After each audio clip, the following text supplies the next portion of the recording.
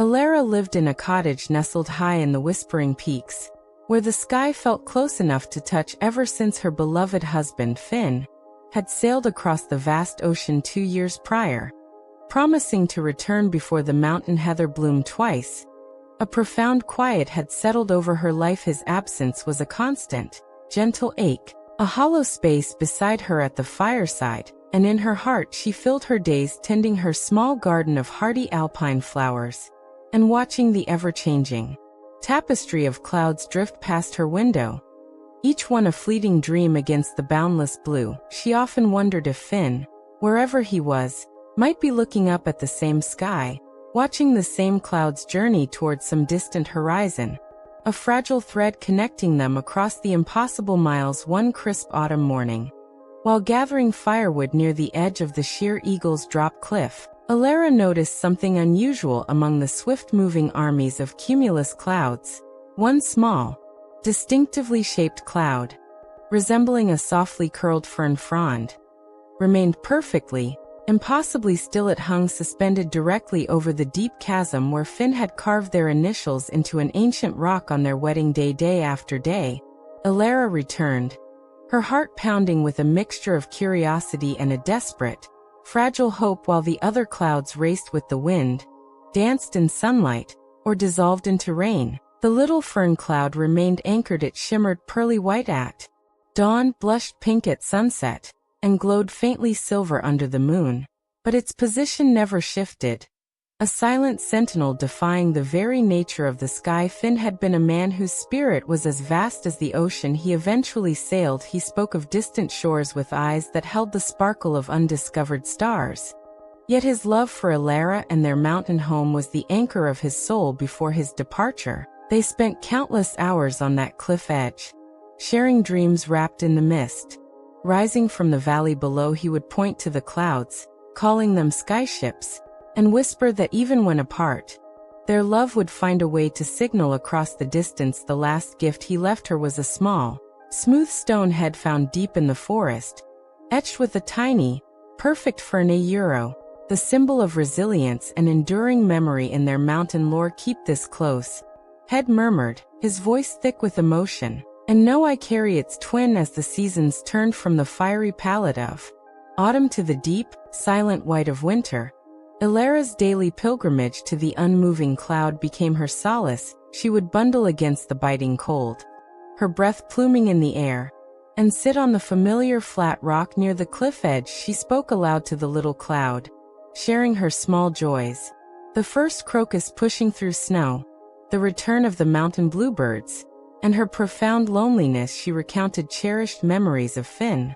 his booming laugh echoing off the peaks, the way he could mend anything broken, the quiet strength in his hands. The cloud listened, a constant, silent companion. It never judged her tears, never faded away like the others.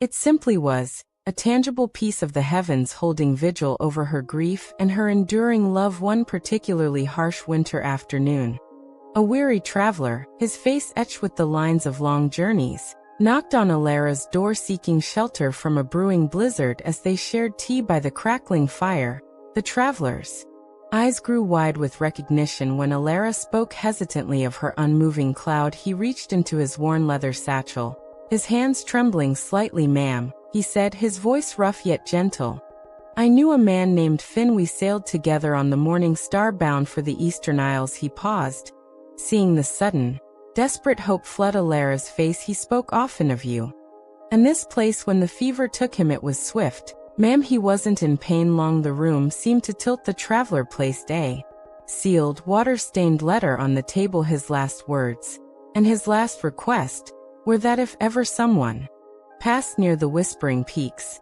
this should find its way to Elara. He said to tell you." The signal was sent with trembling hands.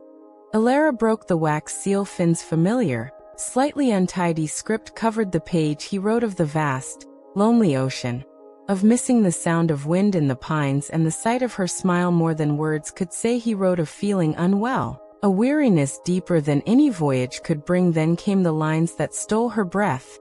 "My dearest Elara, if the tales the old sailors tell hold even a grain of truth, And if love can truly bend the fabric of this world, then know this: my final thought, my last breath, my everlasting love, will find its way home. Look to the sky over our cliff.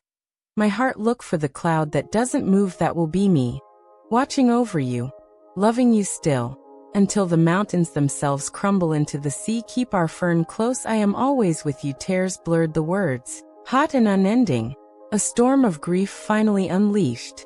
Yet intertwined with the overwhelming certainty of his enduring presence, the blizzard raged for 3 days, sealing Elara in with her sorrow and the profound comfort of Finn's final message. When the skies finally cleared, revealing a world blanketed in pristine white, Elara immediately walked to the cliff edge. Her heart thudded heavily against her ribs.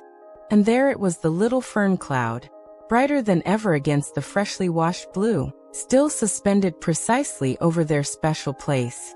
Seeing it now, knowing its origin, transformed it completely. It was no longer just a meteorological oddity.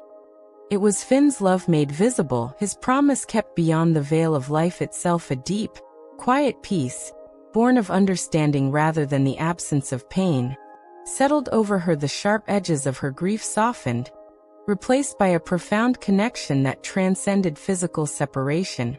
She touched the smooth fernstone, warm in her palm, and smiled through her tears at the cloud. I see you, my love, she whispered into the crisp air. I see you. Years flowed like the mountain streams below. Elara lived a full life, tending her garden, welcoming neighbors, sharing stories of Finn and the remarkable cloud that never moved. Children from the village would sit with her on the rock, gazing in awe at the steadfast little shape in the sky as she told them gentle tales of enduring love and promises kept. The fern cloud became a local legend, a symbol of constancy in an ever-changing world. Elara grew old, her hair silver as moonlight, her steps slower, but her visits to the cliff never ceased. On the morning she peacefully passed away in her sleep, the villagers gathering at her cottage witnessed a final wonder as the first rays of dawn painted the peaks gold. The little fern cloud, which had defied the winds for decades, began to gently, slowly dissipate. It didn't drift away. It simply softened, shimmered, and dissolved into the brightening blue. Like a sigh of contentment released, its long vigil finally, lovingly complete. And high on the cliff, near the carved initials, a single resilient alpine fern unfurled its first green frond towards the sun.